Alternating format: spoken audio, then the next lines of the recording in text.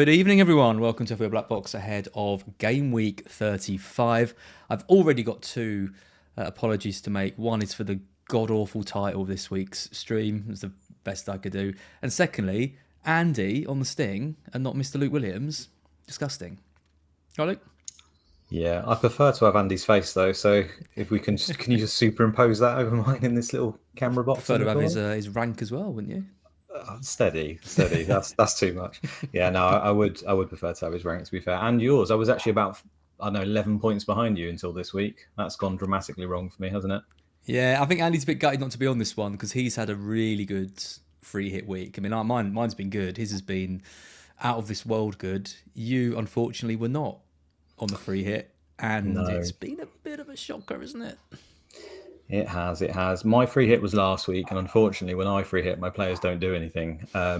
However, when everyone else seems to free hit, they get penalty saves, they get defenders scoring goals all over the place in the last minute. I mean, it's great, to be honest. Like, I do actually enjoy it that the players that should do well ended up doing well. I think that's good. I just wish I was a part of it.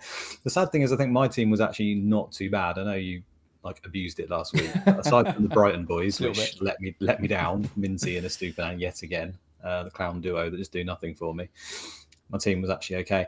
I think the biggest killer for me last week, without a doubt, was the Bournemouth game, because Kepa was on for like 11 points or something, maybe even more. Obviously concedes in like the 96th minute or whatever it was.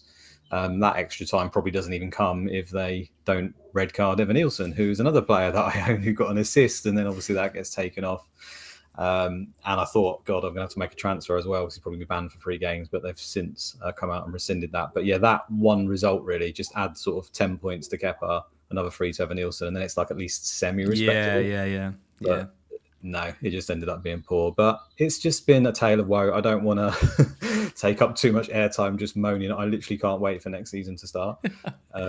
I mean, the moment I sort of picked Haaland over Salah, I didn't own Salah until game week 16. My season was tanked off that decision alone. So I've known it for a long time. It's just when you've got all those chips to play sort of in the last few weeks, you sort of allow yourself to get carried away and a little bit excited and think, you know what, I might be able to make a little bit of a dent back and make it at least semi-respectable. You're having the exact end to the season that I had last year, where I got myself back to around 500k, and I thought, because I was in the millions for most of the season, got myself to around 500k. I was like, you know what, I'm going to really push on. I'm going to have these last 7 or 8 weeks, and you just get stuck, and you just like make the wrong decision, like I did with the double game week. Like I didn't I free hit in that blank game week and messed up the double game week, and I just ended up about where you are now. So comparison is the thief of joy, though, isn't it? Because it's like 373,000. I mean, it's not personally what I want, but I bet there's a lot of people watching this think it's not that bad. Like, there's people probably in worse positions and stuff, you know. So I don't think you can beat yourself up too much. And there'll be some people though who don't want you on the stream because you're so low down the rank. It's probably quite a lot of those, to be fair. That's what I have to do with your rank either, Luke. That's just I'm here anyway, so accept it. We've got some people in the chat. Hi to everyone. Oh, look at that. Andy's in the chat. Can't stay away. Hello, Mr. Mode. Hope you're well. We got Jam in the chat. We've got Jack Barwell who says that's brutal for you. Nick says a fellow non-free hitter last Saturday wasn't fun. Yeah, it's annoying. Mark somehow managed to get away with it as well because he obviously brought in Bowen and got Cunha in and sort of semi-survived his ridiculous accidental free hit, which I still don't really understand how he did it. But no, that's mad. I mean, I'm taking a -8. That could have gone really wrong for him, couldn't he? But he just happened to get the players that did well again. So, I mean, say happened. He's obviously good at fantasy football, so there's probably some skill involved there. But jammy man. Hi to FPL Lard, who's got a lamb curry, naan bread, rice, poppadoms, and all the malarkey. It sounds pretty good. Thank you for watching. If you're choosing this over the Champions League semi-final, by the way, Luke thought we'd have 5 viewers. We've got 124. So, I eat my words. You eat your words. Just to let you know, I'm going to be watching the game. So if I don't answer you or I'm distracted, good. It's that level of commitment to the stream that was really the reason why I brought you into this. So that's excellent. We will just touch on game week 34 so far, mostly because I've had a decent week for a change. 92 points for me on the free hit. It's one of those ones where I'm still a little bit annoyed with certain decisions that I made. I know. But overall, I'm not going to complain. Pope with 6, Trippier with 15. 8-0 with 11, Sessignon with 11, absolutely ridiculous trio in defence. Salah with the captaincy with 16, Palmer, that was one of the ones. I knew he wasn't going to do anything. I purely picked that for I don't know what it was. Not even fear. Just I thought maybe out of some blind luck he'd do something. It was the money. If he was like 7 million, I wouldn't have picked him because I had so much money. So. Is it not just his pedigree? He is just a. I suppose. Has been a proven good player. I just wasn't feeling him at all against Everton, and I'm really annoyed I didn't get. But my main one is I had Bowen in pretty much all my drafts, and then I got rid of him for Palmer. So anyway, I won't complain too much. And Mbumo still to play. Diaz with 7. Cliver, he was awful with 2, and then he sat with 6. And Cunha, who is definitely going on the wall. I have to say he is on. I've got a little blank spot up there. That is going to be Cunha's position. He's been amazing for me this season. So yeah, hoping if Mbumo can get me something tomorrow night, I can hit 100 points. I'll be absolutely delighted with that and closer to that top 100k target. This was you, 60 Mbumo to play. Yeah, like you said, if Evan Nilsson keeps his 5 and you get that 10 pointer, then you're on 70, 75ish, and then you're probably not too worried. But yeah. I mean, he did all right. I mean, Burn scored. Semenyo got something. Yeah, that was lucky. I can't complain about that. Burns actually, I think he's in my team of the year, which says a lot because he scored like 2 goals. When you look at, I think it's FPL optimized, it shows the players that have scored the most points for you effective, and Burn is in there as one of my defenders, and I think I've owned him for about 5 weeks. Yeah, that explains a lot. Good. Also in there is Levi Colwill, which is hilarious because I think he scored about 30 points for the entire time, and I've owned him for most of the season. Yeah, it's been dreadful, alongside Haaland as well, who's in there as well somehow. But yeah, not much. I mean, we've already discussed it. There's not much I could have done. The free hit didn't work for me last week. I couldn't do anything more to affect it. And I say it again, like the fixtures were actually pretty good for all of my players. Obviously, triple Newcastle at home. Bournemouth versus Man United, who weren't expected to do that good. Who did you play again? Was it home to West Ham? I can't remember. It was now. Yeah, home to West Ham. Yep. Yeah.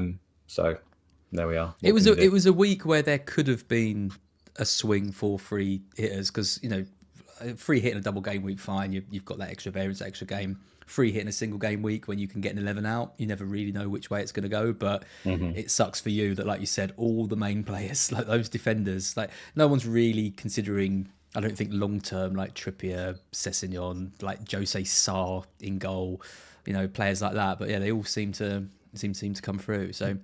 I mean, you're in good company. Jack Barwell's in the chat. A mighty 54 for me. Go on, Jack. On free hit as well. So there's always someone worse, Luke. So that always cheers me up.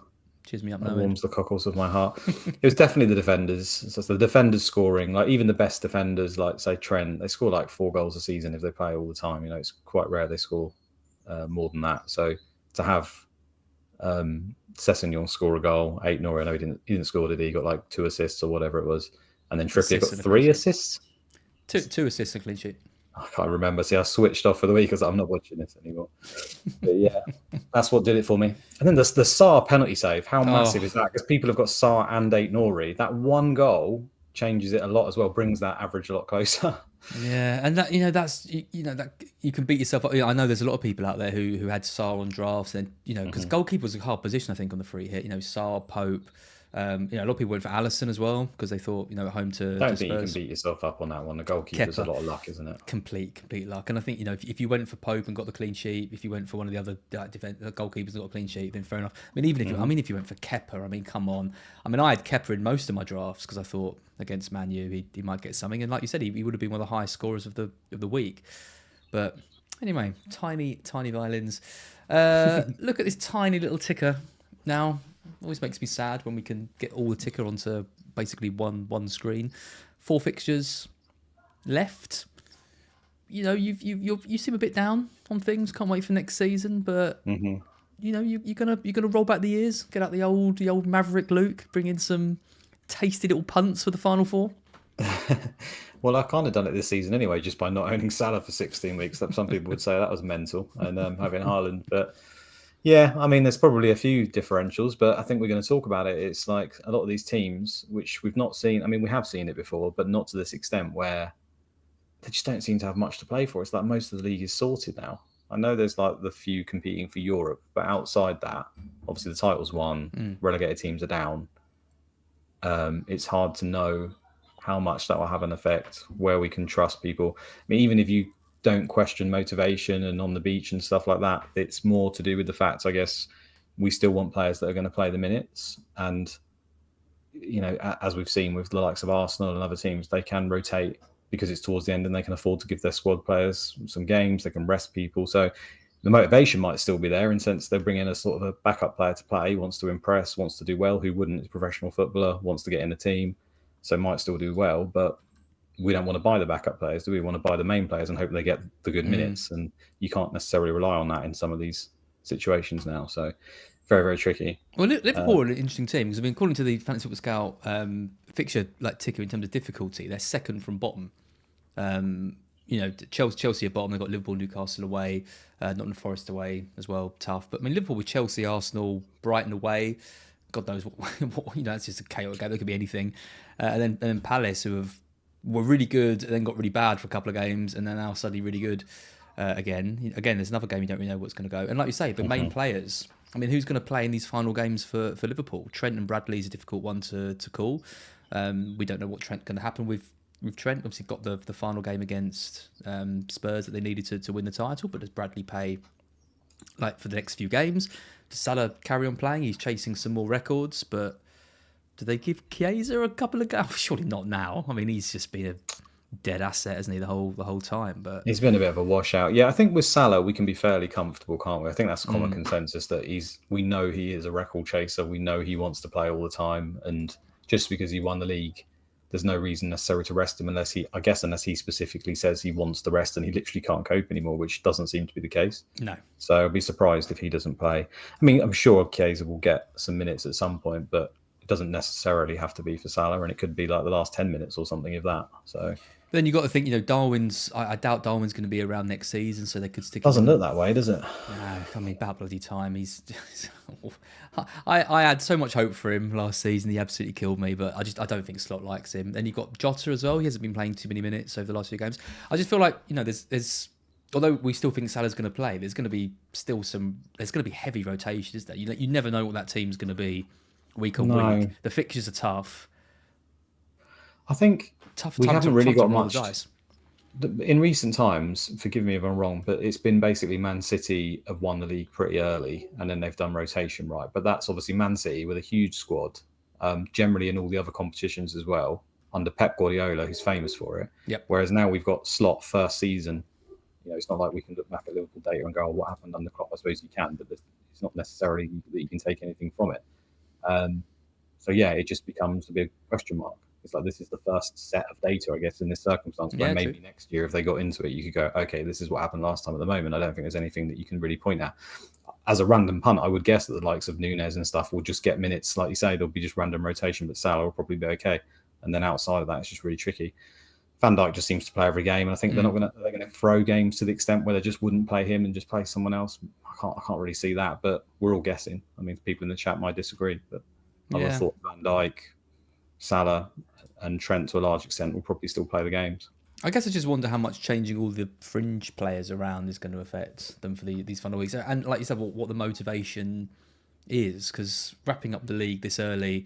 I mean, I remember we saw it with City a few years ago, didn't we? They won the league and they were really off form for a bit. I remember we either beat them or we drew with them or something, and they couldn't really. It was hard. It's hard taking them because they were literally like they wouldn't play Haaland, for example. Yeah, exactly. Playing Alvarez centre forward. This is before Alvarez had become like a big player. So yeah, it's really hard to take anything from it. Yeah. I mean, looking at the table, I think Slot is still going to want points, right? I mean, 82 points at the moment doesn't scream.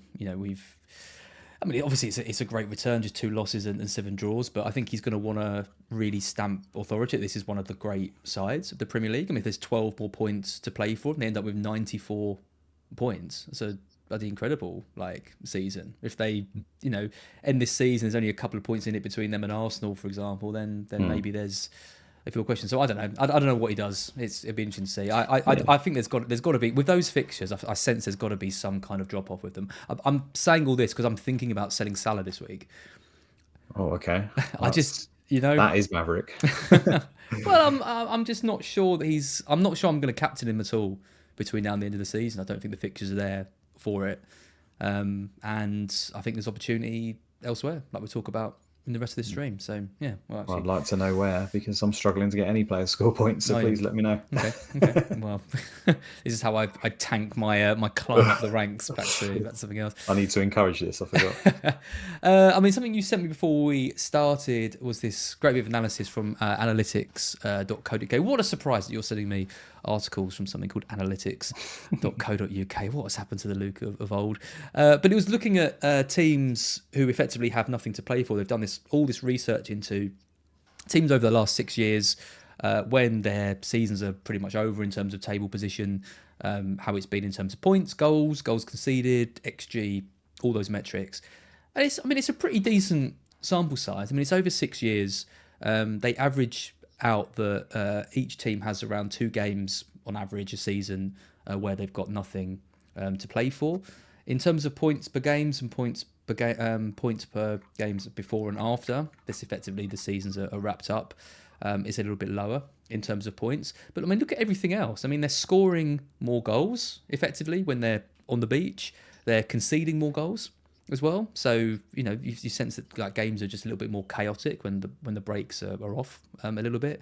That's reflected by the XG per 90 as well. So it's not just purely goals; it's also the chances that are being created. And in terms of the XG conceded per 90 for after, which is a lot higher, jumping up from 1.4 to 1.7. So there's all this talk around, do we bring in players like Mbeumo or, what do we do with our Palace players when all they care about is the FA Cup and things like that. But the stats indicate that maybe there's going to be more goals. So actually getting attackers from teams who are on the beach might be a good play. Yeah, I think there's a lot of things. I mean, I'll link the article in the comments or something or in the section of the video so people can have a look at it. Like you say, it's limited by the amount of data that it will have, but it seems like a reasonable amount. I will caveat it by saying that the COVID season is also amongst that. So that was very erratic when it looks like the individual seasons. COVID sent it a bit haywire. So that's obviously going to have an impact. And there's also differences between the tiers of teams, as in the top 2 teams, like the mid section of the table and the bottom section. So it's quite good just to have a look at it really and see if you can take anything from it. But general message, I guess, is that, and I suppose maybe Game Week 38's got a part to play in this, because we know that Game Week 38, and we see it every single season, don't we? It seems to be more goals in Game Week 38. Yeah. Now that's going to be a game week where very often teams have nothing to play for obvious reasons. We've only got one more game left, so that's going to have an impact on the data as well, because that's going to be one of those games in nearly every season for most of the sides. And if that is just a carefree samba party, everyone goes crazy, it might boost the numbers up. So yeah, the general message really is teams score more and concede more across pretty much all of the brackets. Actually, it was really strange. Like the bottom team, you've got it up now, don't really get affected all that much. It's in 16th to 20th, at least on the actual outcome. And then the teams 8th to 15th as well were similar. So not really too much. And it's like the top teams become more erratic overall, in the sense that they can obviously concede and just lose goals and lose games, etc. But the actual goal difference improves. You can see 0.44. So the disparity between how many goals they score and concede actually goes up. So that again suggests they just score more. If they're conceding more, they've also got to score more to make that difference bigger. Yep. So Liverpool might just go into party town when you're thinking about selling Salah. So, well, that's the general message, isn't it? The general message from all of this and from the research done is that there are just more goals in games once it's done. And I don't think we've had too many seasons like this that you mentioned earlier, where, I mean, I know there's like some European spots to play for, but I mean, relegation's done and dusted. There's quite a few teams kind of in and around the area which are just going to finish like bottom of the table. I mean, going back to the table, Brentford, if they beat Forest tomorrow, probably have a chance of European football, but if they don't, probably not going to make it. I wouldn't have thought that. I wouldn't expect Fulham, Brighton, and Bournemouth all to drop that many points with 8th getting European football. So if they win, they're back amongst it. But I mean, it's not helping us. I mean, Brighton, we've had loads to play for, and we're scraping through in the last minute against West Ham. We're losing games left, right, and centre. Dumped out of the cup, losing to Palace, losing other games. So yeah, just because you've got stuff to play for doesn't necessarily mean you're going to be better. And actually, that freedom, I think, is being shown by this, that it is a bit of a thing. So as a general message, you could say defenders from teams that have something to play for will probably should remain just the same. Yep. Mm-hmm. And attackers from teams that don't have anything to play for have a chance of scoring more goals. At least the data suggests so. Yep. So that would be a good way to look at it, I guess. And luckily for us, like we said, virtually every team in the league has got pretty much nothing to play for. So go wild on your attackers. Just pick someone who hasn't got anything to play for, and you do well there. And a defender, just make sure, I guess, you're trying to target those sort of teams.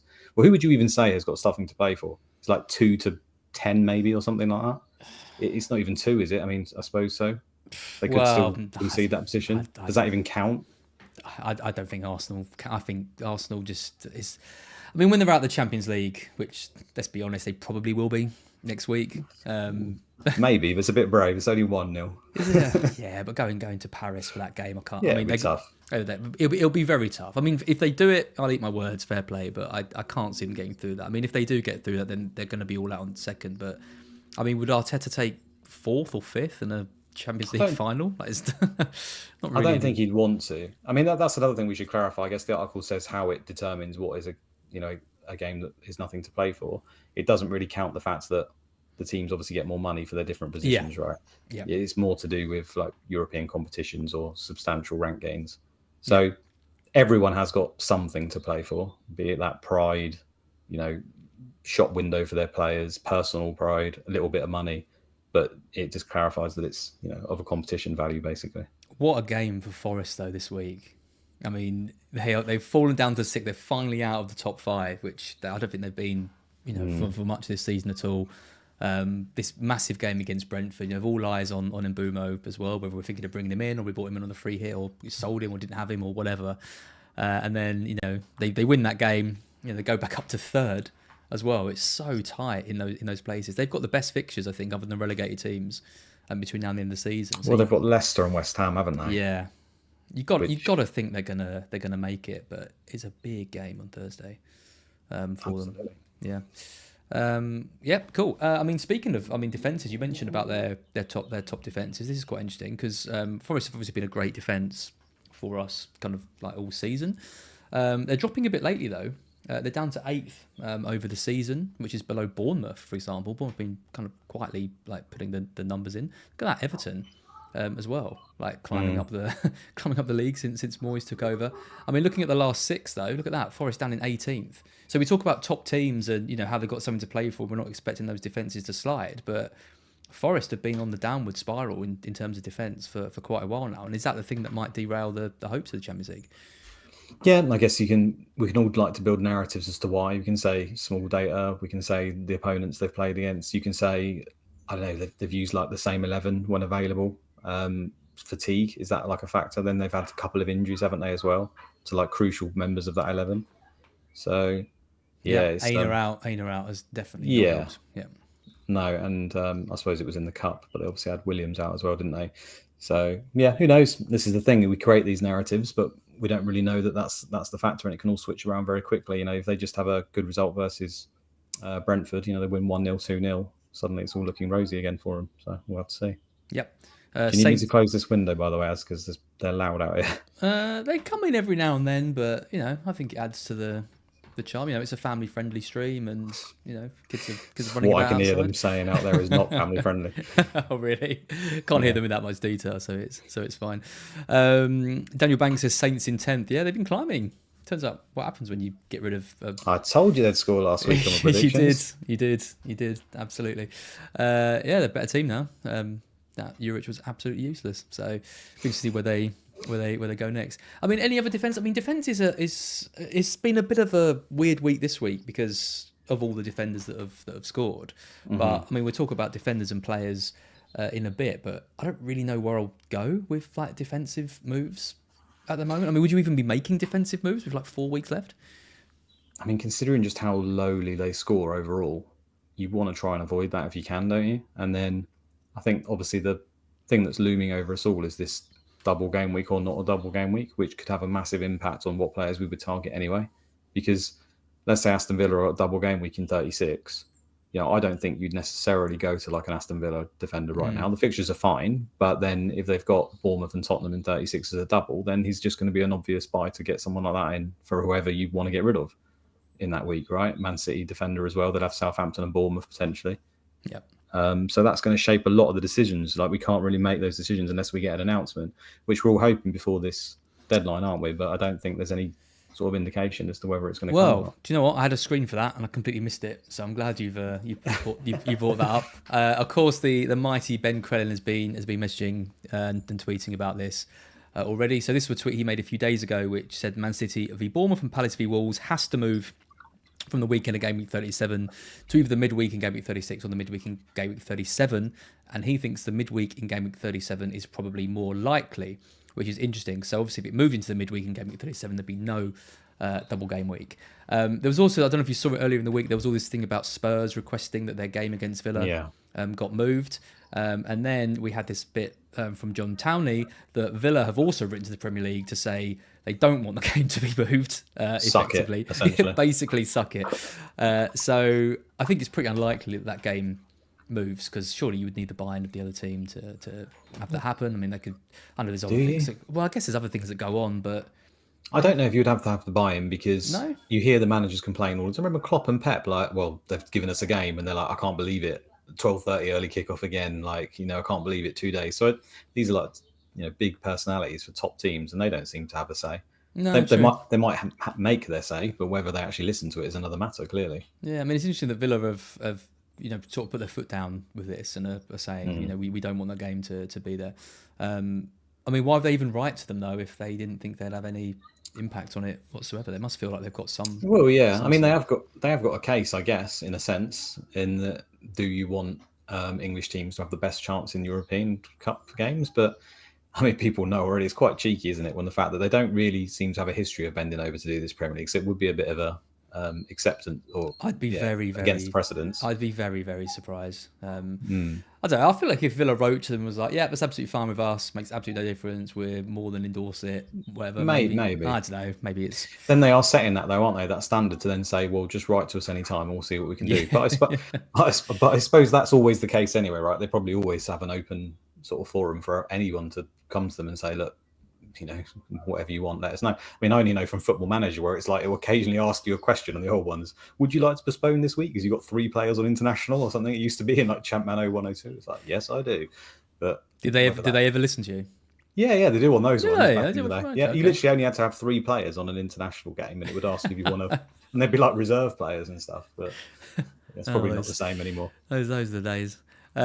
Yeah, I mean, I like this from Ben, because I mean, it could effectively be a really exciting game week 36. If Spurs and Villa did get moved, they'd have double Spurs with Palace and Villa, Villa with Bournemouth and Spurs. You'd have the City and Bournemouth game in that as well. I mean, City have a great double game week against Southampton and Bournemouth, Bournemouth with Villa and Man City, and you'd have Palace and Wolves, Palace with Tottenham and Wolves with Brighton and Palace. It'd be a really exciting end to the season, but Ben doesn't think that.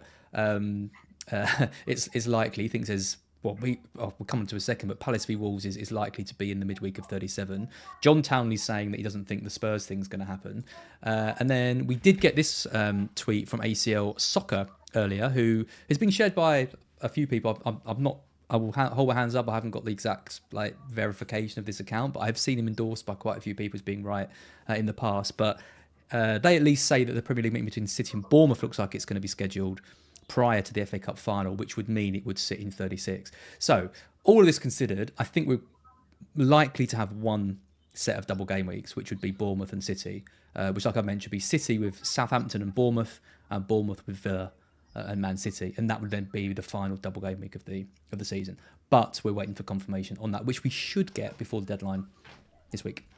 Hopefully. I think part of me wonders, I'm not a fixture guru at all, but do they wait for the first leg of the Spurs game just to see whether, it's like they lose 5-0 or something, or it sort of may change the need to do it? Because what I was saying before, part of the cheekiness is Spurs asking for the league game to be changed. It looks like they haven't taken the league seriously for a very long time.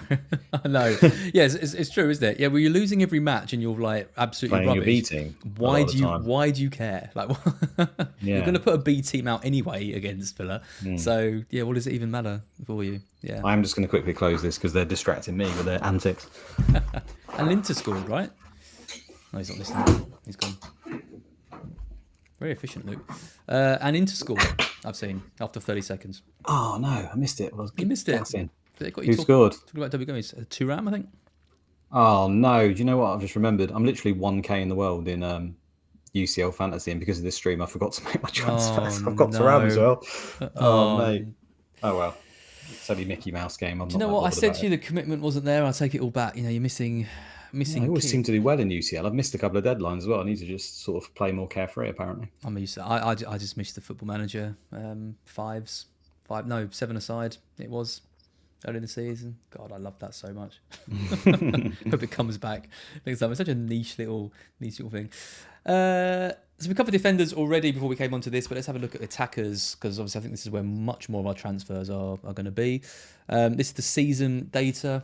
Liverpool at top. Interesting that Chelsea are in second. I think a lot of that heavy lifting was being done earlier in the season when they were still a bit poch, right? And then Maresca's kind of beaten that out of them now, and I'm not exactly sure what the attacking data is over the last 6, but I can't imagine. They're down in 11th now, which is about where I see them. But Man City in third, Bournemouth in fourth. I mean, it's really good underlying numbers for Bournemouth in terms of attack and defence. I know, like, obviously Forest are getting all the plaudits for their league position, but Bournemouth have really surprised me, I think, this season. I know that Iriola's a good manager and they've got decent players, but obviously losing Solanke and bringing in Evan Nilsson is always a bit of a gamble, isn't it? But players have really stepped. I mean, Huijsen is like absolutely unreal. I don't know where he's going to end up, but I feel like he could play anywhere, right? Even their reserve players, in the sense of like Ouattara,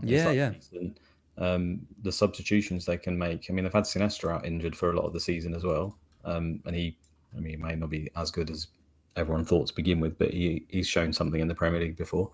Yeah, they're just a really good team, aren't they? The data shows that. I would say, if anything, they've been a little bit unlucky compared to what they could achieve. Like, they are just really, really good. They've still got Daniel Jefferson in the squad, which is well, maybe that sort of reserve backup talent goes only so far, but. Yeah, I don't know. I think like they've had players who we looked at last season, like Kirkes, like Cliver, like Dango, and thought we weren't all 100% sure whether they would really step up and make it. But I mean, Kirkes, I would be absolutely amazed if Liverpool don't replace Robertson with Kirkes this season. That just seems like a no-brainer move, right?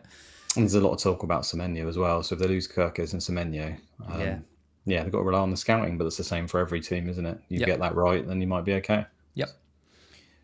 Spurs are in 6th, just behind Newcastle in 5th. Arsenal down in 7th. The underlying attacking data isn't too good for them. The defensive data is really nice. And I mean, it's the 3 promoted teams down in the bottom of attack, and they were down in the bottom of defence. We've had some crappy promoted teams in the past, but these 3 have got to be the worst, haven't they? Worst we've ever had. I think so, but is it only going to get worse and worse every season now? Such as the disparity between the 2 leagues. Well, who's coming up next year? It's Burnley and Leeds, isn't it? It looks like, and then one of Bristol City, Millwall, Sheffield United, Coventry. It'll be. The thing is, the Leeds look good, don't they? But we've had this a lot of the time, where teams look good and then they come up and they might not have the impact that they hope. So who knows? I mean, I hope they stay in the league, because they're generally quite a fun team, aren't they? At least for us, we can say if it's similar to how it's gone in the past, at least under Bielsa and stuff, it's like, well, goals will happen. I can say I owned Rafinha in FPL and captained him, and saw his potential. Now he's like Ballon d'Or candidate, taking full credit for that. Over the last 6, I mean, there's not a huge amount of change here. He's still got the 3 promoted teams down the bottom. Obviously, Southampton had improved defensively, but not attacking wise. A lot of the other spots are pretty much kind of as you expect. I mean,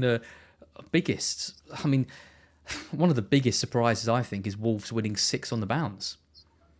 Like, what the hell has he put in those protein shakes? The data hasn't. I mean, it is better, but it's still not been massively better. But when you watch them, they seem like they have played well. They have had good games. Of course, I think Wolves have had this all season, where they've had a run of terrible fixtures, then really good fixtures, and then terrible, and then really good. It's literally been 4 blocks for all season for Wolves, pretty much. And I mean, like you, I've had Cunha whenever he's available, pretty much. Unfortunately, that involved 2 red cards, though, or what I think. So he sort of had to come in and out of my team, and he's been one of the highlights of the season. But I mean, him particularly when you're a forward and there are like a dearth of forwards outside of the free hit this week, and you get bonus for literally everything you do on the pitch, like he just laps it up from anywhere. He's probably, I know he's not 100% on penalties when Sarabia is on the pitch, but he doesn't play that often.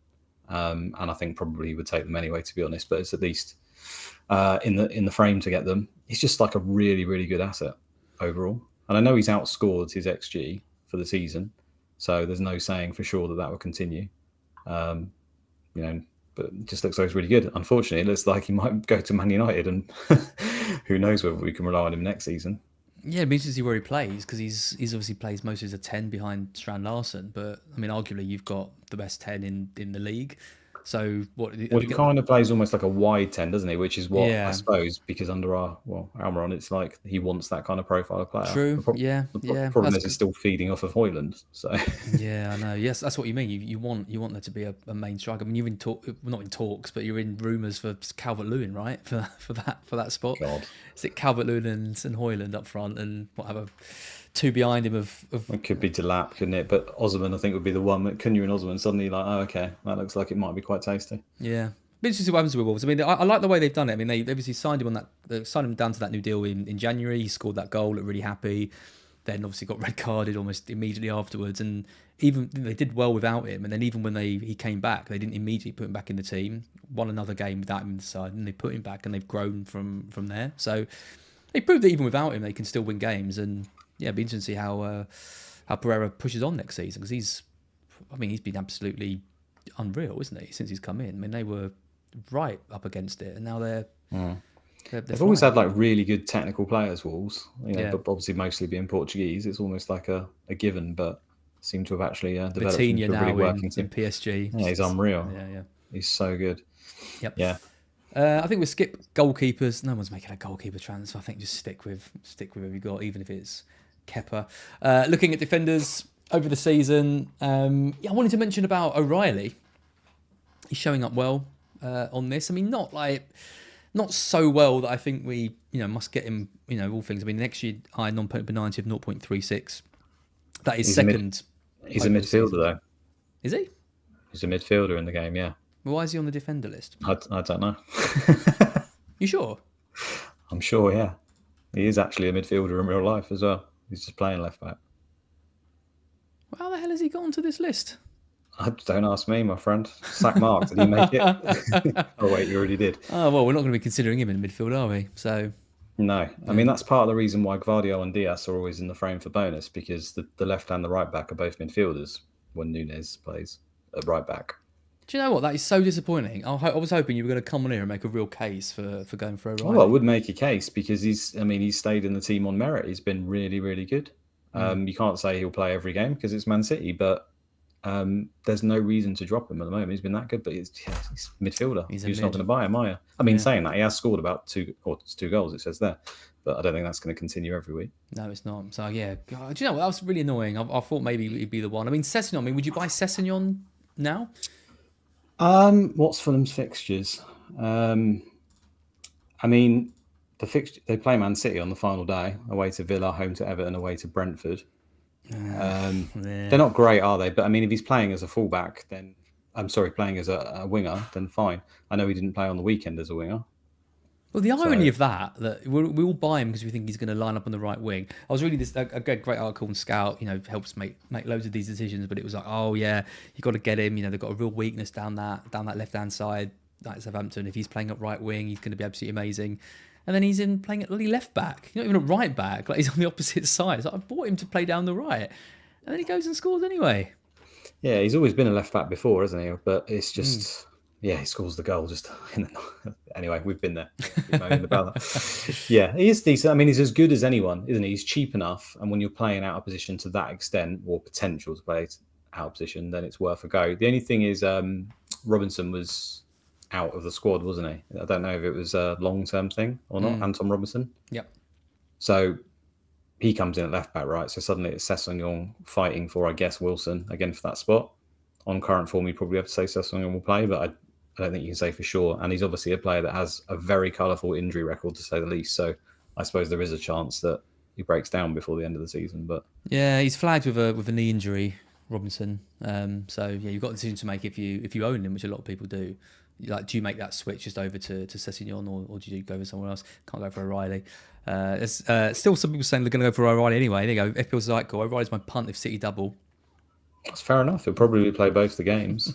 Yeah, I don't know. Probably. But Not certain. I want to highlight the other players on this list though, because obviously this is the season defensive data. Defense has been awful all year, but I mean I was looking through this list and it's like Romero's in the top 30, Gusto's there, Davis has had good stats but been really disappointing. Emerson, Dean, Rorslev, like Manning from Southampton, Sugawara, Dorgu, like it's just it's a grim bunch and they're all around 0.2 XGI. In non-penalty per 90. I mean, Munoz has obviously been a big success. 9 attacking returns for him. Vardiol with 5. Porro, he was in so many teams at the start of the season. He's managed 8 over the year, which isn't too bad, but he's been disappointing. I was hoping that heuld come back into the reckoning at some point. Obviously, Spencer's come in, has taken minutes off him, and Spurs. He's not even nailed anymore now, so you're not going to buy him, are you? No. Unfortunately. No. Yeah, bit of a mess in defence. Do you think it changes next year? Do you think do we change tactics? Do we stop like idolising attacking defenders and just start playing it a bit safer with them and hope they sort out the BPS and we start getting more points from them? Or well, yeah, that would be nice if they did something, but they were a little bit overpowered at one stage, weren't they? The fullbacks, they just had to make like 1 assist or just put a load of crosses in and then they'd be in the bonus, even if without a clean sheet. So there's definitely a balance to be had. But it's hard to say because football just changes so quickly, doesn't it? It's like at the moment, it doesn't look like there's any decent attacking fullbacks, but you know, they might change it. I mean, Man City are always... Once Amarin brings back in the wing backs, you know, be all the rage again. There you go. Yep. Well, Man City are also already using the fullbacks to push forward now, aren't they? And Aureli and Nunes again at the moment, and everyone seems to copy Pep. So will we see it change when people start copying? Don't know. Yeah, well, the inverting like fullback is the thing, isn't it? I mean, Cucurella, like his attacking potential has gone up a lot. He does feature in the top 30. I mean, the stats still aren't great, but I never had him down as someone who could really score, and he's got 6 attacking returns or assists really. I never had him down as an attacking defender at all. He didn't get many for us at Brighton, but 6 in the last 6 for him. I think he might have got a couple in Europe as well. He's looks good. Livramento, he didn't feature in that top 30, but his attacking data is a little bit better over the last few weeks. Trippier's come back, obviously with those 2 assists. He's up to 25th. So we're ending the season with at least a little bit of fun in attacks. You know, Session's in 4th over the last 6. Nori, obviously playing well. Dorgu, which I'm seeing a few people buy, but would you be going anywhere near Man U with?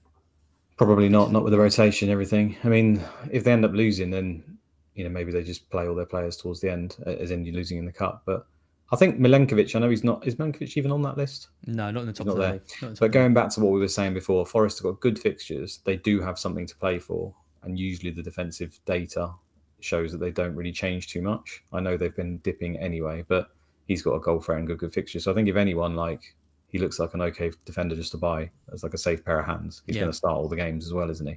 Yeah. And, you know, he can score a goal from anywhere, as we've seen before. So he might not necessarily be captured in consistent data, but he just needs that one chance to fall on his head and he can put it away. Yep.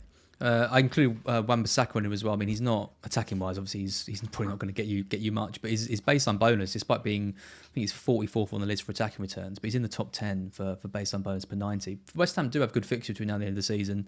I think they were unlucky against us. We scored basically two wonder strikes, particularly that Blaber one. So yeah, he's someone to hold. I think if you've got him, probably wouldn't be buying him, but I don't think I'll be buying any defenders. Let's take a look at mids.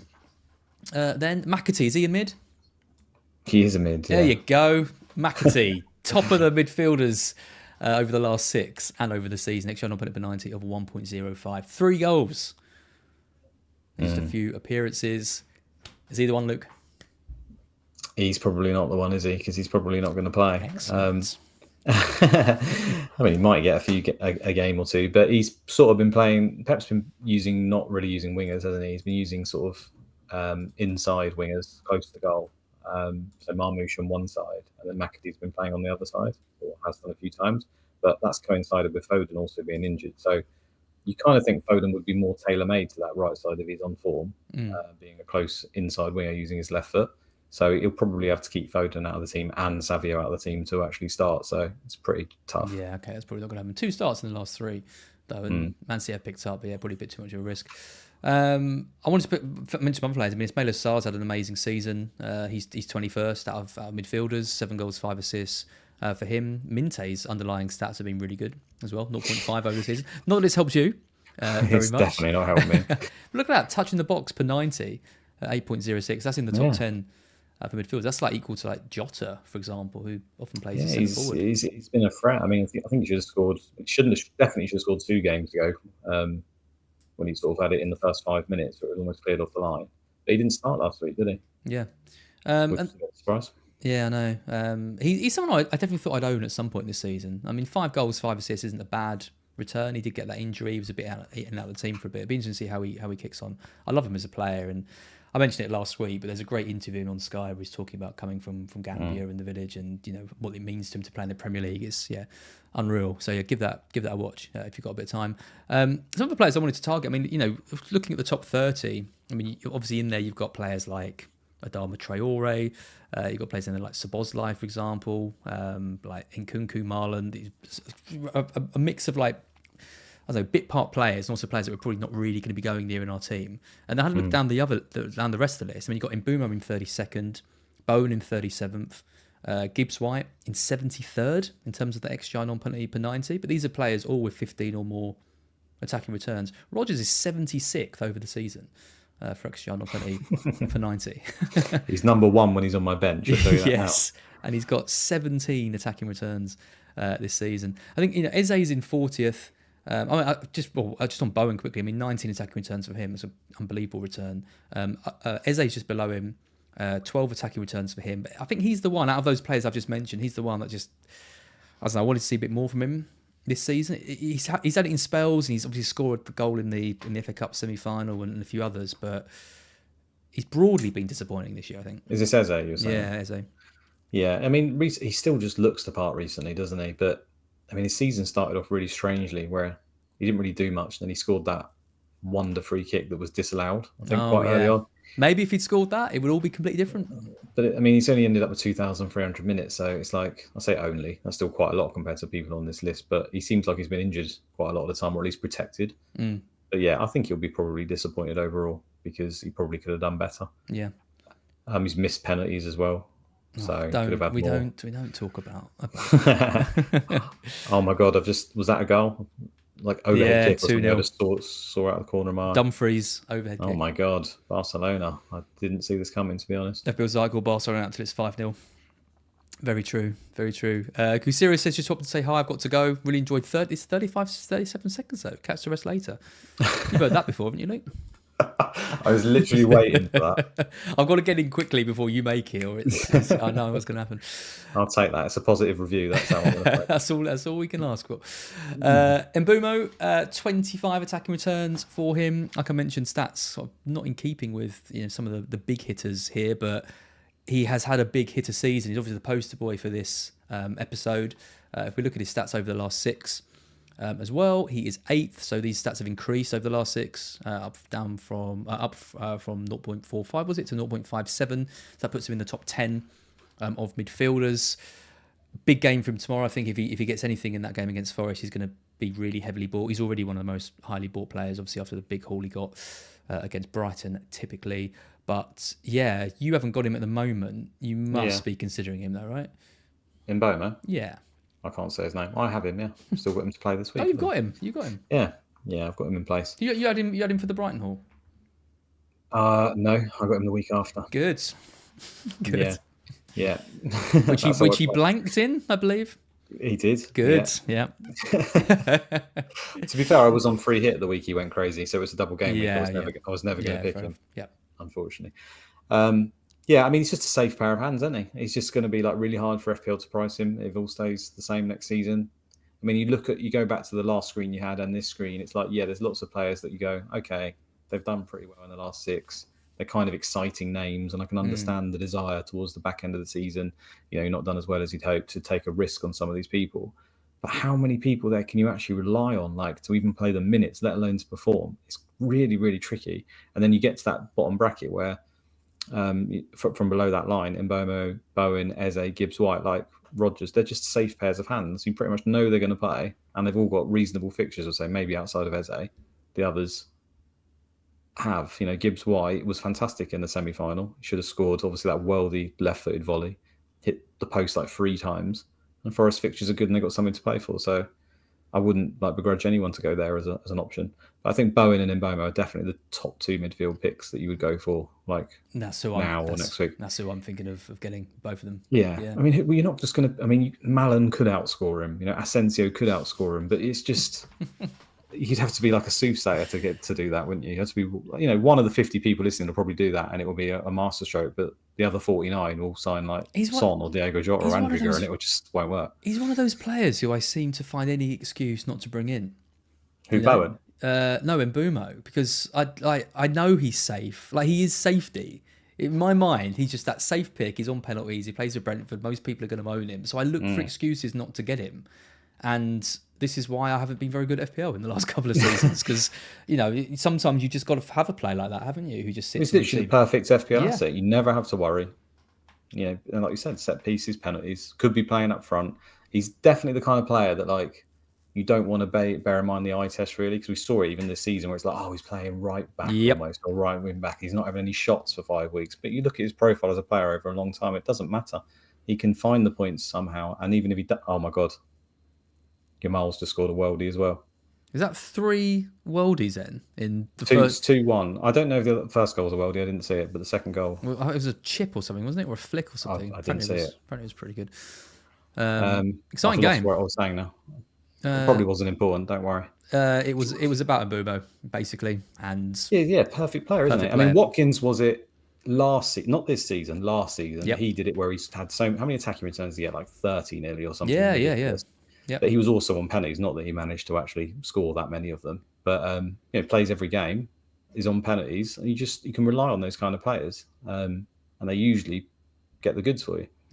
I do think the stats, obviously I've spent a lot of time looking at stats on BlackBox over the last few years. I do think sometimes I get a bit too knee-jerky with players, and I try and find that, look at the stats, they're really good over the last 6 or over the season, I'm going to go for that, and I just ignore someone like Mbeumo who just continues to tick. 18 goals for a midfielder in the league. It's Salah. Often come in the games you don't expect. I know, that's it. The hidden value here as well is the fact that think how many free transfers you've saved by not moving that position in and out. Yeah, because most of the time you don't score as many points when you take them out. Yeah. So it feels like the right thing to do at the time. Oh, I'm going to move him out because he's got 4 terrible fixtures. And I'm sure, there will always be and it will show even in the models that over those 4 weeks, he's not expected to be the highest scorer. But you have to bear in mind that transfer in and transfer out as well, probably, of the player that you swap for. So most of the time, it's just not worth it. No. I agree. It's still not worth it. I think that applies to a lot of what we do in FPL, to be fair. But here we are streaming and missing an epic semi-final. That's fine. Thanks for that. A lot of us own players like Sarr, Clivert, Palmer. I mean, Sarr and Clivert have had absolutely unbelievable seasons, but over the last 6, we are seeing those stats dropping. So, yeah, as I know, Sarr obviously got the 2 goals in the semi-final, so you might just think of that and think not to worry about it. Obviously, Clivert's got the penalties, and you might want to keep him. But yeah, stats-wise, they are definitely dropping compared to where they were. Palmer is now 50th out of midfielders for the last 6. He has just 2 assists. He hasn't scored a goal for 10 years or something. And his XGI non-penalty per 90 is 0.29, which is level with Clivert, but bloody hell, that is a drop-off, isn't it? I mean, he's consistently for a season and a half been 2nd, 3rd, 4th in terms of attacking involvements, in terms of XG on penalty. He's not on the top 10 for anything. Shots, chances created, touches in the box. So let me ask you this, right? When Cole Palmer obviously did what he did when he first moved to Chelsea, and I know he got loads of penalties as well. And then the beginning of this season, again, I know he didn't start because of fatigue from England or whatever, but he didn't start the season. He then very quickly came into it and again showed it. People saying that's a season and a half data now to say this guy is an absolute worldie. He is potentially on the level of he is the next Salah, he is the next whatever. Now we've seen this drop off. Do you think the truth's somewhere in the middle, or do you think that he's just this is a bad period, he's going to go back, or do you think he's going to go the other way? Because it's to maintain those numbers, is so hard. But is he capable of it? It's why Salah is still, I think, underrated in the league. I still don't think he really gets enough consideration when people are putting best all-time Premier League teams in the reckoning. I think Salah has got to be in there for what he's done. In fact, I'd say he probably has to be in there now, doesn't he? Salah as the best right winger we've seen in the league. Yeah, he's one of the best players to ever grace the league, without a doubt. I know he's not always as pleasing on the eye as some accounts will remind us quite regularly, but he is just absolutely elite at what he does. His output is sensational. Yeah. And it's XG data as well as the actual output. The numbers are just dumb high all the time. It's so hard to consistently achieve that. I think it's going to be very interesting to see what happens with Palmer next season, because I think this season, obviously they've still got stuff to play for. Maybe he's going to have a big role to play. Maybe he scores a hat-trick in the next game and against Liverpool and no one's talking about it anymore. But this is definitely a big dip for him. I didn't think he had the... it sounds harsh.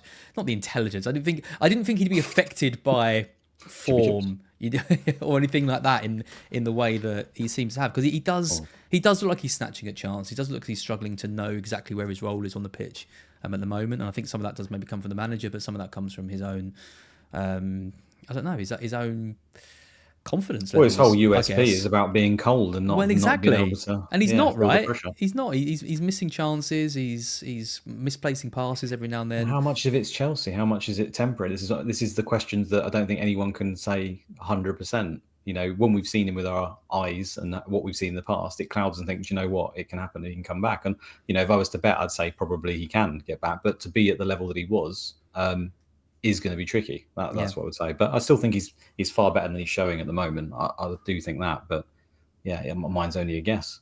It'd be very interesting to see what happens with Maresca, I think, at the end of the season, because if there's a lot to play for them, but they could conceivably end up without Champions League football and without a European Cup, and I don't think they'd keep him on next season if they don't get either of that, because I don't think it's been a good season for Chelsea at all. Like, the style of play is dire, right? Like, absolutely dire. I suppose a lot of it always depends on who's available. That's the issue. It's like who's available that you can actually go and get as a manager that's going to improve you. I mean, it's got to be a decision that most ballrooms make. Maybe not Chelsea. Maybe they just throw a couple of darts about. But most people would at least consider it as a business model. Yeah. Okay, so who gets priced higher, Palmer or Mbeumo next season? It's still going to be Palmer, isn't it? I think. Palmer comes down to 9.95 probably, okay. I imagine. Mbeumo goes up to... I mean, Mbeumo could be 8.59. I wouldn't be too surprised. I think we've seen it in the past where they're always hesitant to bring people down who have had like wonder seasons. I think of people like Raheem Sterling. I know it happened eventually, but it took a hell of a lot of time before that happened. I think even De Bruyne, it was only after a very long time they brought him down. They still considered him like a sort of 10-goal player with 15, 20 assists every season. So I don't know. I'd still say around 10, but yeah, maybe you could get Mark on the blower to do an early season, an early stream next season. Yeah, see if he can reveal a few for us or something. Oh, I mean, he's that man is surely going to be open to bribes next season. Surely we can just give him a little bit of money. Yeah, the amount of content creators and everyone else that's going to be in his DMs just going, can you tell me when's it starting? When's it opening? He's the perfect person to do it because no one will really suspect him. But I reckon buy him a nice new pair of headphones or something, and he's anyone. Forwards, final stats we're going to look at. Just look at some of these again. I mean, just to wax lyrical about some of these players. Isak's obviously been incredible. A bit of a drop off from him over a while, but 22 goals this season, 6 assists, amazing. Marmoush, he's had a big impact, hasn't he? I'd say since he's come in. Yeah, he has, and it's obviously difficult circumstances. I feel like no one really knew for sure when Marmoush came that how good he was, because again he was unreal, in Germany, and it's just like it was an absolute run. It was fantastic, but he also ran very hot, like scoring every free kick and stuff. And you always worry about those kind of players because you just don't know whether that's temporary or whether it can continue. But I think even though the numbers haven't been as good, I think a lot can be put towards new league, the fact that Man City was pretty terrible when he first came. But I think we've seen enough to suggest that he is a good enough player. Like he is potentially a really, really good player. Yeah. So I think he could have we can still have a good impact for the rest of the season. But next season, I mean, he was playing alongside Haaland, wasn't he? So if he can sort of force himself into that second goal scorer in the team, because they always seem to want to have one other person to at least try and score the goals for Man City. Foden obviously did it in his fantastic year. We've seen Alvarez in the past season sort of fill that role. Marmoush is clearly the one that they want to fulfill that role in some way. So, yeah, it'll be tricky. Do you think he'll be a midfielder next season then? Because he's played mainly on the left wing, hasn't he? I know that when they look at the data, it might show that he's played centre forward more often, but even in the games he lines up as centre forward, he ends up playing on the left and like false nines come into the centre. And obviously Haaland's been out for a lot of that. He should doesn't he have to be a midfielder? He should be. Yeah, he should be. But then Alvarez was always a forward and he only ever played centre forward when Haaland wasn't there. I mean, he's a Son He's a Son type player, I'd say, in my mind. Like I mean, I don't know, but I imagine they've dabbled with the idea of promoting players like Son and Salah to strikers. I think in the end they've kind of ruled it out because I don't know, the striker pool is quite small anyway. Potentially, you don't want to massive. You'd have to move so many players over to strikers, and you then upset the balance. You'd end up with like Declan Rice when you're in midfield and Casado and a load of them if you moved all the attacking players over. But I mean, I think I'm using Son and Salah as a benchmark, but I don't think Marmoush is playing any more out and out striker than. No, it's only really when Haaland's not in the team, isn't it? So yeah, I think he should be a midfielder next season, which then becomes interesting if he's nailed. I know. Mark will be fighting for that. I'm sure he will. I don't think Mark will want him as a forward next time out. He'll want that classification as a midfielder, unless he rips up the rule book and changes everything. And I mean, God knows what we're going to get next season with him in charge. Well, he's often talked about fourth positions, hasn't he, in the past? So maybe he just throws that curveball out. Chucks in a fourth position. Maybe that's maybe that could be a new chip, fourth position chip. You can bring in any player you want and put them in your. I can't be trusted with any chips. I don't want them. Visser's had a great season as well. 16 goals for him. I mean, what a partnership that's been. Visser and then Bumo. I mean, 18 goals from Bumo, 16 for Visser, and they're still 10th in the 11th in the table. It's like, Jesus Christ, sort your defence out, lads, and you'd be absolutely flying this season. He's been good for me this year. I've owned him for quite large periods. He's been a really useful asset. I think I've only owned him for about 4 games, and he sort of returned in every single game. For some reason, I've ended up selling him. I don't know why, but he's one player I would say, like, in analytics, at least in the models, he never seems to do that well with Visser. His data's never really been that good this season, but it's just slowly crept up and up and up. You can see 0.6 is actually pretty damn good. So again, like, was this just a one-off really good season, or is this him as a player now and he's going to continue to do that? Always the question. But I think given how strong this data is now, what he's done, I think next season, depending on price, of course, he'll probably show up in the models as a good pick. Again, he just plays every game. I think at one stage he used to get subbed off quite a lot, didn't he? And I know he hasn't got penalties, so it's like, But Brentford, that little combination, the points just seem to come from those two players like every single week. Yeah. So. It'd be interesting if they can keep Visser, because there's teams crying out for a striker, and a 16-goal striker who's got a couple of years Premier League experience. He's always been good. I didn't think he had like a potentially he could get a couple more goals, 18, 19 goals. I mean, he could get a 20-goal season by the time. Without penalties. Without penalties, exactly. Yeah. So it's going to be a lot of teams, I think, looking his way. Evan Nilsson had a great impact. We mentioned him earlier. For Bournemouth, his stats are good as well, 0.54. That puts him just below like Watkins and Visser and Marmoush. And obviously I had to credit Chris Wood, who remains 30th of all forwards for expected goal involvement on penalty per 90, below the likes of Vardy, Xerxes, Calvert-Lewin, Beto, Werner, if you remember him when he used to play. Unreal. We'll never see anything like it. We'll never see it like it. People say variance doesn't exist, but 35% goal conversion. Absolutely. Must be the world's best finisher. I mean, to be fair, he has been very, very good at finishing, but is he one of the world's best finishers? I'm not 100%. I've given up trying to even predict what Chris Wood is at the moment. I probably need to bring him in at some point for the end of the season, especially with those fixtures being as good as they are. That's a good pick. Yeah. Forwards over the last 6, we've obviously got Strand Larsen and Cunha. I'll mark both of those because obviously Wolves have been so good. I mean, those stats for them are incredible. 0.75 for Strand Larsen, 0.73 for Cunha. Fixtures aren't amazing, but they're on a 6-goal run, so it's pretty incredible. Strand Larsen's conversion rate is actually better than Chris Wood's over the season, 37.5. Something tells me he's not going to keep that up between now and the end of the season. Probably not, but he did get a lot of unfair stick, I think, when he first sort of started playing, like almost mocked as like an option. Yeah. But it does show you that if you're going to start the games, you're going to play centre forward, then you're going to get the chances. And even if the chances aren't of a huge volume, if you're just of an average level of finishing, eventually you're going to turn out to be all right. And some seasons you're going to get lucky and score more than you should, as Chris Wood showed. So when you combine that with the fact that he's so cheap, you can't mock a player that's going to start every week and is going to have the opportunity to score goals. So he is a decent bit, especially in a market where forwards are just, generally, I know there's always periods of the season where it's like, there are actually 3 or 4 options this week, or 5, but generally you're looking at like 1 or 2 options most weeks, and you can't obviously chop and change them all the time. And Barcelona have just scored, and they've been unreal. 2-2. Wow, what a game. And you're missing it. Ferran Torres is on my bench as well. You not set a bus team up? No, because you get in the UCL one, you obviously have your team, and then you have your bench, and you can switch them around when your players don't score enough points. Of course. I actually did incredibly well yesterday as well. Had who did I have captain? Dembele captain. The teams, everyone's got basically the same team. There's only 4 teams left, but my team did particularly well, and it would have done very well today. But oh well. But you'd much be rather talking about, whether Strand Larsen can continue his goal scoring form to the end of the season. So it's yeah, of course. It's interesting with forwards though, because I mean, you mentioned we have had some that we've flirted with, and they've all been cheap, right? Like we've all experimented with the likes of João Pedro, Jimenez, Delap. Beto went through that phase, didn't he? Where he looked really good. I mean, Evan Nilsson, 6 million and below. A lot of us started the season with Muniz as well at 5.5. I can't remember a season where we've had so many. I mean, they are options. I know, they haven't all been incredible, and you look at the goals they've scored over the season; it hasn't all been amazing. But if you've timed it right, and you've got off Welbeck at the right time, moved to Beto, then moved to João Pedro for his run, and then moved it, then you've probably done quite well out of the budget. Forwards.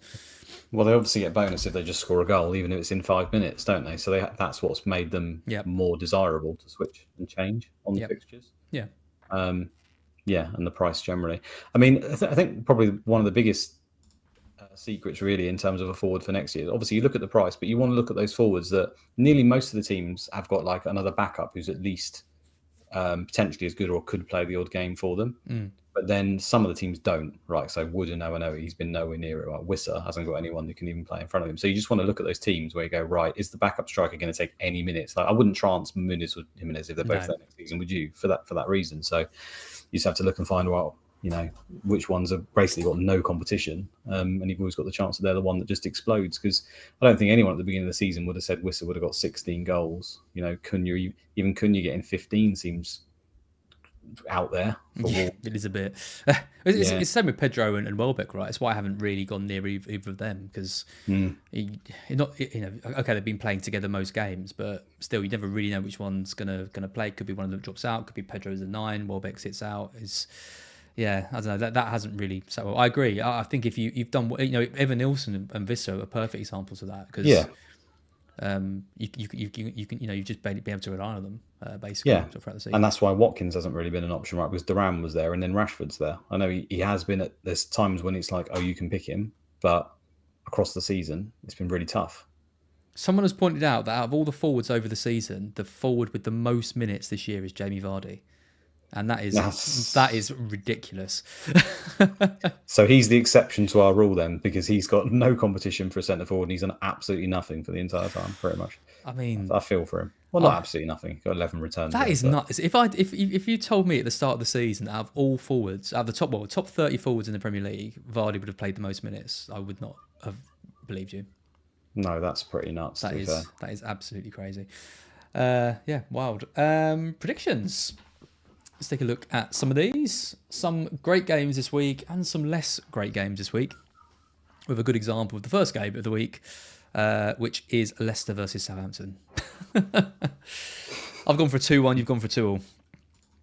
Sell this to me.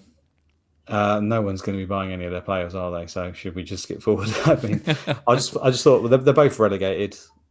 Literally, does anyone care? Surely just try and put on a performance if you can. Southampton looks a little bit better recently. Leicester, I mean, what else can I say? They're actually not the first game of the week, so it's not too bad. Man City Wolves is the first game. It does say Friday at 8. I think Arsenal and Leicester aren't playing on the Friday; they're both on the Saturday. So the order's a little bit off. But yeah, it's a Friday deadline, which is I didn't realise that until just now. So glad we've done this pod. The early deadline is Man City Wolves Friday at 8. So we should get some Man City team news. Maybe. Thoughts? So you might get double game week news potentially on that Friday, which I think we've seen it before. It's dropped like an hour or half an hour before deadline previously. And then you've maybe got Man City leagues that will come as well. And, there's always, a lot of us own Marmoush and Vardy, right? But they're not 100% to play. So that could change your move. So I think the message would be there's no point chasing value at this stage of the season. No. You just have to wait just in case anything's going to happen. I think if we do get some early news, there's going to be some interesting transfers made. Like if Foden starts, for example, I bet you there's a few people that get tempted to. Oh, of course they will. If Foden's league to start, then people will look to bring him in. Yeah. We'll talk about our teams in a bit. But yeah, you've gone for a 3-1 for City in that one, so you're obviously confident they're going to end the Wolves' resurgence. Arsenal, Bournemouth 1-1. Both of us. Is that like a Champions League hangover, you think, for Arsenal? Yeah. I just think Arsenal probably dominate, but struggle to score, and Bournemouth are a good team, aren't they? So I guess that's why you probably did it too. Brian says Mark needs to come back onto proofread. Mark was the worst at proofreading the stuff. Don't bring him into this. Also, hi to Brian, who is also the poster boy of this episode as well. Something to do with Brian and Bournemouth. It's mostly just for him. Villa Fulham, both gone for the same result here. Both gone for 2-1. Rashford out. We haven't talked about that. Rashford out for the season, it looks like. Watkins, potentially. Yeah. Well, again, if he gets the double in 36, I guess he'll be quite popular because home Fulham, double. If you can hide him for 37 or transfer him out and then play Man United on the last day, which could be, that might not matter for us if we're playing in the final. So he looks a pretty damn good option. Probably doesn't have pens though, does he? I mean, we've already been given the list pretty much. I know Rashford was number 1, but I think Asensio was number 2, wasn't he? So he's probably not going to take a pen, but he's still a good pick, isn't he? He then missed. I saw Rodgers take that penalty ages ago and thought he looked like so good with it, so ice cool and. What, for under 21s or something? Yeah, I think it was. It was ages ago. I think it was about 6 months ago. But he looked really. He looked like a very confident penalty taker. Let's put it that way. And obviously Rashford's now out. Asensio's missed 2. Watkins has never really. I don't think been a particularly confident penalty taker. So no. Yeah, I think it might be him, but yeah, who knows? Everton, Ipswich, look at that. Both gone for the same result. Both gone for. This is the most 1-0 game of all time, isn't it? I think Everton's clean sheet results are like the highest of the week on Rob T's graphic. Yep. Which I know they always kind of play that way, but I think something like 58% or something. Maybe it's not as high as that, but yeah. I think they're pretty good options to buy as defenders. We were talking about defenders before, just based on the fact that obviously that's their play style anyway, and they've got home Ipswich and home Southampton as 2 of their 4 games left. So if you can bench them in 36 and 38, they are actually pretty good buys. What do you mean? It's boring as hell, isn't it? But we just spent the whole stream saying not to buy defenders. Now telling people to buy Everton defenders. Oh my god! Well, it wouldn't be top of my list, but I think they're worth looking at, I guess. Brentford Man you as the ever optimistic Man United fan have gone for a comfortable 2-0 win to Brentford. I've gone for a 3-1 as well. You've already got Bryan in place. I'm almost certainly going to be buying him this week. We're going to be talking about captains in a bit, but surely if you're predicting a 2-0 and I'm predicting 3, he's got to be right up there for captaincy, right? Or I guess Marmoush maybe for you with 3 goals predicting that. Yeah, I think he's the number 1 captain on FPL review at the moment. So I think a lot of people will look at Bryan Mbeumo. And again, why wouldn't you? I mean, being the midfielder is the benefit there as well. And he just always, when he seems to be like a favoured option, he does really well as well. I don't know if he's got some sort of. Usually it's like he's home to Ipswich. He'll actually just get the points in them. And I suppose Man United, you have to put them in that category because we're not too far away from Ipswich. So oh God, it's true. It's true, unfortunately. Yeah. I mean, I think, again, like you already said it, we'll probably try and find reasons and excuses not to captain him because it just seems a bit boring. Like you say already, I might go for Marmoush. You start home to Wolves. Man City could score 4. He's on penalties. That could do really well. But most of the time, Bryan Mbeumo just wins these competitions. Yeah, I know. Yeah. So I don't know yet. I mean, I'm looking at him, quite heavily. I mean, I'm not really interested in Marmoush. I think Wolves it's a bad time to be playing Wolves, given how good they've been for ages. West Ham Spurs. I've gone for a 2-0 West Ham in that. You've gone for a 2-2. But Jared Bowen in that game, it's back-to-back 9-pointers for him. I think he's really going to test that Spurs backline. West Ham are pretty bad, but he is electric. Is he going to start? I mean, I know he loves West Ham. I mean, he can't leave, can he? He's going out with Danny Dyer. he's literally stuck at West Ham forever. So I don't think there's any danger they're going to lose him. But yeah, he's another player that I'm looking at for the captaincy this week. Yeah, decent. It's just the fact he doesn't take pens, so it's just always puts you off a little bit. But it's that time of the season, isn't it? If you're not happy with your rank, then I don't think there's necessarily a really standout option. I mean, with Salah obviously being in party mode and away to Chelsea, it's like, okay, if he's off the menu for some people, obviously Haaland's not around, Palmer's not performing, Saka, you don't know whether he's going to play. That's all your big hitters out, and then you're left with the likes of De Bruyne and stuff as like your next sort of stages. De Bruyne, Mbomo, Bowens of this world. So yeah, I mean, Isak potentially against Brighton. You've gone for a 2-1 in that. Yeah, I've gone the other way. Yeah, he's a solid pick. Not been performing that well recently, but can't argue with it. I think he's a great pick. Yeah. Yep. Chelsea Liverpool, you mentioned, both gone for a narrow Liverpool win in that. You've gone for 2-1. I've gone for a 3-2. So I'm putting that theory to the test. League sealed. Let's see some goals in that. I literally changed that off the back of reading that analytics. Okay. I think I had 1-0, and I was like, no, do you know what? There's going to be goals in this one. Yeah, I mean, I actually wanted to do that as well, but then I thought, do I trust Chelsea to score 2 goals? But yeah, they might do. So I'm debating selling Salah and obviously not captaining him in the game where I'm predicting the most goals. So that's always going to go well. Palace Forest is the final game of the week on the Monday night. We've both gone for a 2-1 in that. Again, interesting to know what happens with Palace, because I think if they're going to have that game moved into that week, I think a lot of us are going to be looking to sell. A lot of us got 3 Palace players. I've got 3 Palace attackers in my team. I don't really want 3 Palace attackers, but if they're going to have the double in 36, I'm probably going to keep all 3 of them and go for another one. But in some ways, I hope they don't, so I can get rid of one. They probably will end up getting it because I don't have any Palace players. Sure. And such as my luck this season with this kind of thing, they'll probably get the double. So I'm hoping it doesn't fall, but probably will. Good. Leaderboard. So we're coming to the end of the season now. Hesmo is still top of the FPL BlackBox Patreon predictions leaderboard. 260 points for him, which he gets 3 points for a correct result, 1 point for a correct outcome. Hotine and Paul, though, hot on his heels. Could be any of those 3 that win it. I think Hesmo's been winning for most of the season, so he'd be gutted to lose it at the end. But it's really between those 3. I've done all right. I'm in 6th. I'm pretty happy with that. This will be running again next season. There's a trophy for the winner, so obviously do get involved in the Patreon next year. If you want to be involved with this, we've got like a website built, and you can track all your scores and predictions and how well you're getting on and all that. And it's been a lot of fun getting involved in that. And thanks to Lee and Liv for setting it all up. We mentioned captains. I think this is a really interesting week for captains. It's why we've got probably the biggest list of the season, I think, in terms of potential captains. Salah, Saka, Isak, Marmoush, Watkins, De Bruyne, Fernandes, Mbumo, Bowen, Trossard, Rodgers. All options, I think. Where are you leaning? Well, it's bust on Bryan May. Very good. Oh, God. Why did I call the stream that? There's a lot of people watching this who won't even know who that is. No. Yellow didn't, to be fair. I think she gave me a sympathy. Like, that's a really good pun, and then I had to look up who it was. I was like, get on Google, ladies and gentlemen. I don't know whether I'll go through with that. But in a strange way, I think people around my rank probably won't captain Bryan Mbomo. I don't know. I don't really care, to be honest. I never really factor in what other people will do. And perhaps I should more.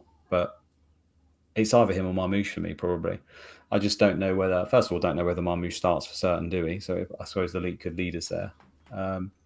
It just feels like, I've captained Marmoush a lot, and it feels like he should be getting more points than he does. He's kind of flattered to deceive. I shouldn't let that affect me, because he is still playing potentially either centre forward or at least an inside forward position with a false 9, and he's probably on penalties. We don't know for sure. So he could just go wild, but Brian's just good old reliable Bryan. Good old Bryan. Good old Bryan May. The life of Bryan.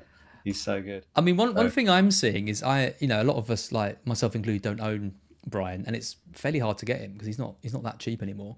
So I'm seeing Saka to Mbumo being touted as an option. Just brought up the midfielders over the season. Obviously, Saka does very well in terms of stats over the season, and Mbumo is not there. So if you're looking purely at stats, it's not a great move. But in terms of minutes, I mean, is Saka going to start against Bournemouth? See, I'm probably the minority that think. I mean, I thought he would play both the games in the double. I think he would have done, right? He would have done if he hadn't got that kick. We're never going to know, aren't we? But I think the debatable one was actually the game he started. Yeah, the one after most people thought he was going to play, and then he obviously got the injury. So we're never going to know. But for me, Saka's issue really is about building fitness rather than being rested. To me, it still doesn't make too much sense to completely rest him in this game. I mean, I don't think they'll completely rest him. Most people think he'd come off the bench, but I think it's more likely he would start and come off. I mean, what's the argument to not play him? Surely they want to build him up into his fitness, into his peak condition. Is like literally, is it if he gets injured, then we're screwed against PSG? I mean, maybe you can make that argument, but he's played him in the other games when that's the case versus Madrid and stuff. So I actually think he probably does play. But it's not enough. You can't be confident enough to throw the armband on him as a result, can you? Because you're just asking for trouble. If he was going to get 90, I think he'd be one of the top considerations this week. But well, yeah, it's unbelievable. Yeah, but I'm not sure. I think given that he started that Ipswich game though, I was completely with you. I thought it'd be the other way around. I thought he'd be rested in that and then probably start the Palace game, and it wasn't. And I think he would have started both if he hadn't got that knock. So that makes me think he probably is going to start this game. But minutes wise, it could be anything. If he got hooked at 45 minutes, no one's going to be that surprised. I don't think. If he played 60, if he played 90, if he played 70, if he didn't start, it's just too much of a gamble. So yeah, I don't know. It's not for me. It's too much of a gamble. Well, so you've said it there. It's too much of a gamble. You can't be confident either way. But I do think he plays. Would you sell him though? Would you sell him? That's the question. Well, the next game's away to Liverpool. It's pretty bad.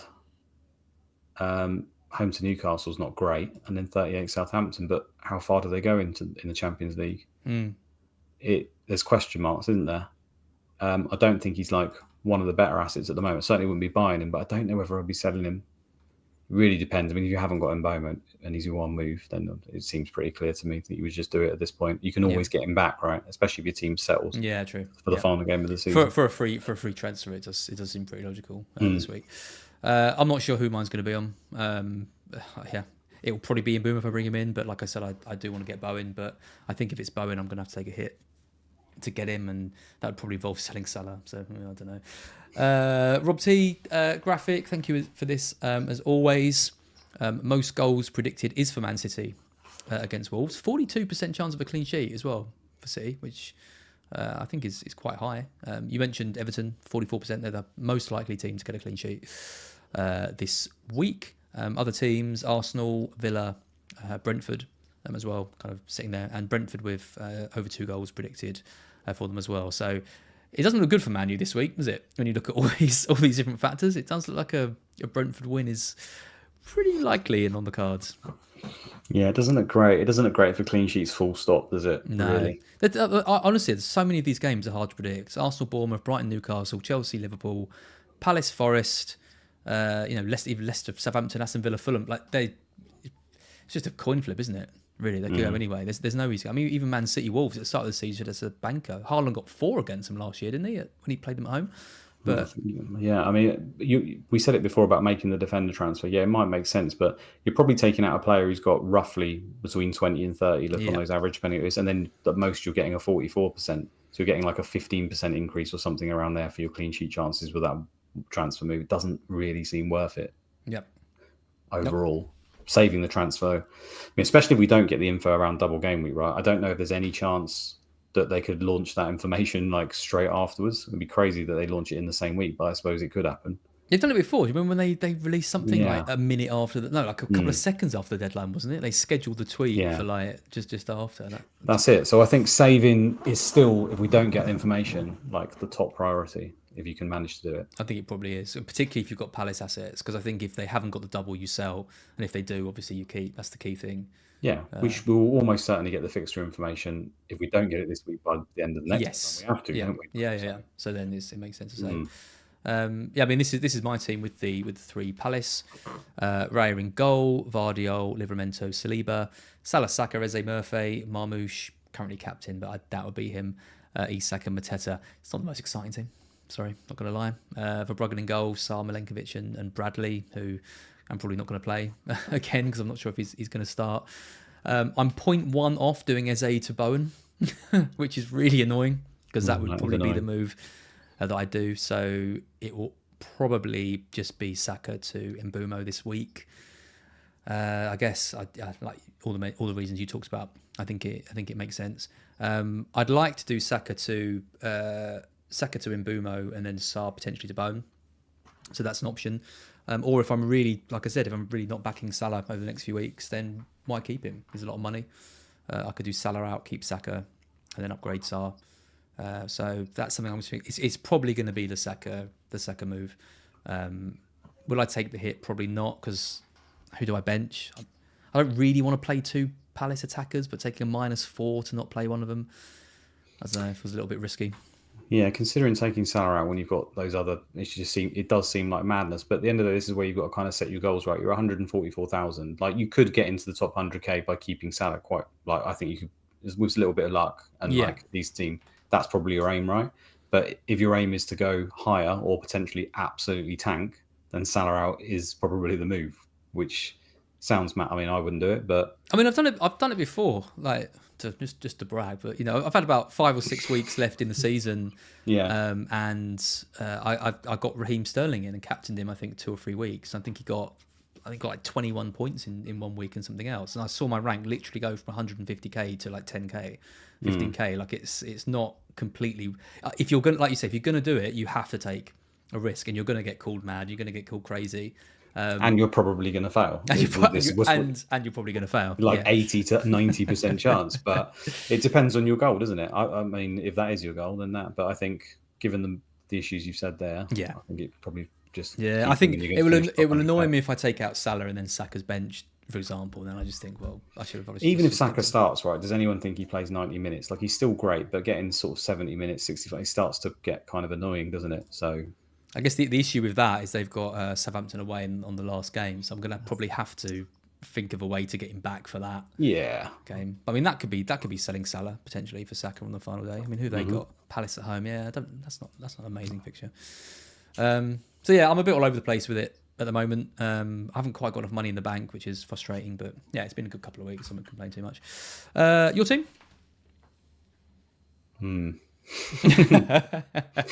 The problem with my team is they're all kind of playing each other. Yeah, that's one of the problems with your team, Luke. There's a couple of others. This is my window now to talk as you just keep quiet. Okay, all right. So Arsenal at home versus Evan Nielsen. I thought was going to be banned. Could you read the team out for the podcast? Okay, Raya in goal. Yeah, thank you. Gvardiol, Saliba, Estupinan at the back. Salah, Palmer, Minty, and Mbomo in midfield. Marmoush, Isak, and Evan Nielsen up front. And I've got Evan Nielsen versus double Arsenal defence. Yep. I've got Isak versus 2 Brighton players. Salah and Palmer in particular is just stinking out the team, unfortunately. Bench is obviously pretty useless. Newcastle players away to Brighton, Semenyo away to Arsenal's not great either. So I don't know. Given what I've just said, though, I still will probably look to save unless there is any news, because with Evan Nielsen, if he was going to be banned, the obvious move was just to get Wisser in. I kind of was almost married to that, and I think he's going to do well. But now Evan Nielsen's been unbanned, and we haven't got the information. If I was to make that move, and then they do get that double next week, suddenly it looks like a stupid move, doesn't it? Yeah, because everyone will want 3 players. I can almost guarantee you'd buy him back. Well, exactly. Yeah. So I kind of want the information to come, and then that will shape what my moves will be. But surely you play Livramento over Estupinan, don't you?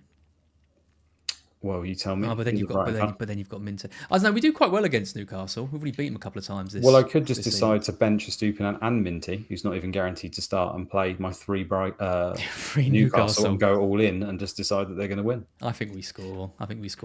Well, I've got us to win that screwed game. Either way, is what you're saying. I don't know. I think I'd play Livramento. Estupinan just isn't.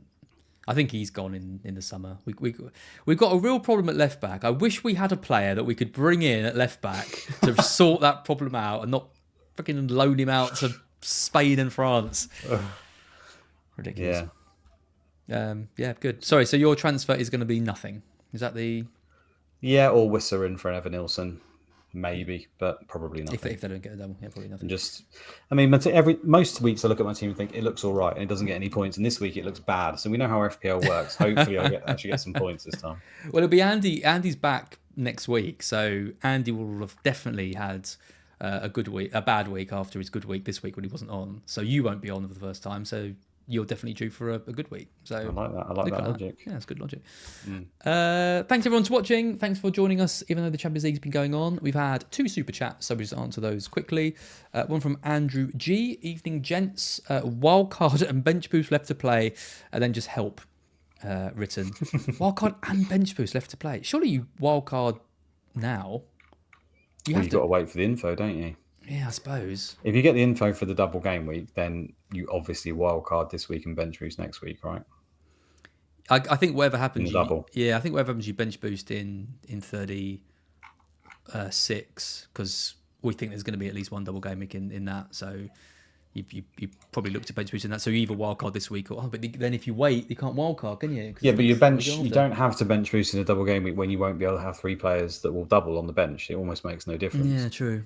So that's not, and we don't know that they'll get. So if we work on the assumption there's no doubles anyway, you just have to, for me, you just have to literally go on like whatever planner you would use and have a look and see which week would be your best team on the bench, right? If you were to wildcard, I think you want to be wildcarding now.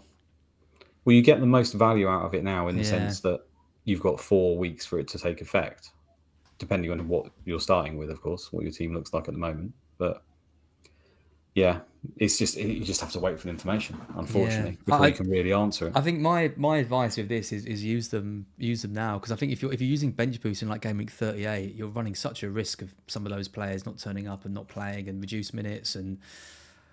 Yeah, I don't know. I mean, would it not make more sense to wildcard? Let's say the doubles do come, right? Like we've just said, you're not going to have a bench that is going to have double players on it, probably. So it would make more sense to wildcard in 36 and just pick your greatest team for 36, right? Yeah. And then have. Yeah, true. And then bench boost in 37 or 38.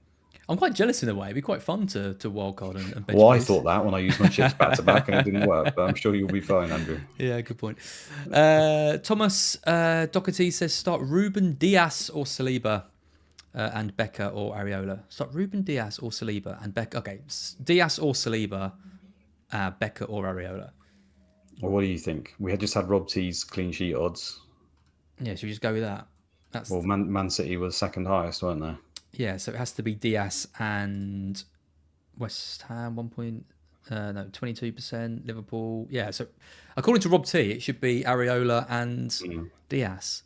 Would I be benching Alisson for Areola at home to Spurs? I think I'd play Alisson. What away to Chelsea? Yeah, even though I've gone for 5 goals in that game. Oh no, maybe I would play Areola and just hope for the hangover, right? The difference there is 5%, so it's within the realms of do whatever you want. But I'd probably play Areola. Do you know what, Luke? That is what he's paid for. That bit of advice. do what you want. Whatever the hell you want. I'll go Areola, you go Alisson. So that's not helped him either. So yeah, go with your favourites out of Luke and I. That's the way to do it. Or just flip a coin, which is probably better. Relic Return says, has Mark's rank tanked never on anymore? Relic, where have you been? Like, Mark, ironically, is a relic of BlackBox now. He is no longer with us in the traditional sense. He's gone on to pastures new, working for the group that makes the Premier League. So yeah, you won't see him on BlackBox or any other content stream, and you're basically stuck with me and one of Luke or Andy each week on BlackBox. But I've enjoyed it, Luke. I think it's fine. We're doing a great job. Thanks, man. I know I can never replace the big man, the GOAT, but we'll try. And maybe his name was Relic Returns. Maybe Mark will come back at some point for a little sneaky episode. Can we convince him? When he gets sacked, or when when they find out about the bribe he's taken. When the season starts with penalty takers don't get any points in like 10 different positions and everything, like, you've gone crazy, man. The amount of people playing the game halves within like 3 weeks, and he's absolutely 4 mystery chips. Yeah, I mean, imagine him selling out, putting like loot boxes in or something. You've got pay to win FPL. That's a good idea, actually. He was a game developer before, wasn't he? Yeah, so I don't know what games he developed. Go have a look at them now and see what sneaky little transactions he sneaks. It's happening. Probably worked for EA. They were the first ones to bring in like the loot boxes, weren't they? So. Lovely stuff, Luke. Thank you so much for joining me as always. Great stuff in the chat. We've had like 300 people pretty consistently throughout, which is amazing when Champions League's gone. So we really appreciate all the views. It'll be Andy and I next week, and we'll see you again very soon. Thanks a lot. See you again, guys.